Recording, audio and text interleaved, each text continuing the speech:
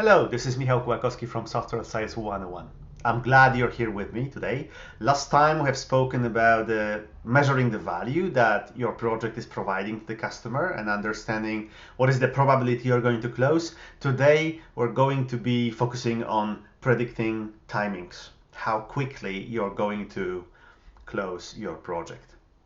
Most companies, most software vendors in a public market or aspiring to the public market are working on a quarterly schedule. And sometimes it is pretty important for your career if you're going to sell today or in a week from now.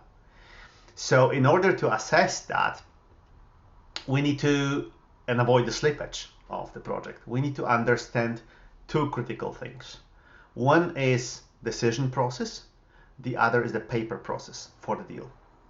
Even assuming you know the decision criteria, how is your customer going to evaluate your software project? There's still a certain amount of human factor involved in that. Which people are really taking those decisions? Who needs to talk to whom? What is the sequence in which those decisions are being taken? Are any of those people planning vacations in a coming time? This all falls down into that decision process.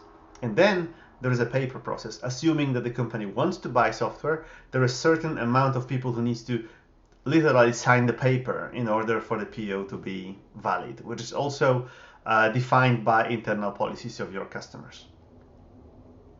Both of them affect how quickly you can close, assuming that you know how to generate positive decision for you. So example of that would be understanding if there is a tender required, what is the timing of that tender, what are the procedures around that. Is there an RFI, RFP cycle going to be in place? Understanding what are the formal thresholds for the budgets, which determine who needs to approve for the given type of budget. Sometimes the size of a budget will determine if tender is needed or not. Understanding these is going to prevent those costly surprises from happening.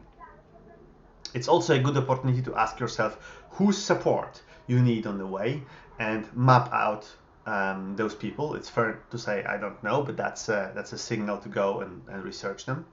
And ask yourself what exactly needs to happen for the deal to close and count backwards so that you understand the optimal and pessimal case.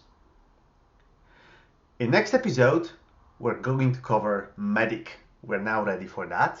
So please stay with me, subscribe, comment under the videos, and see you next Wednesday.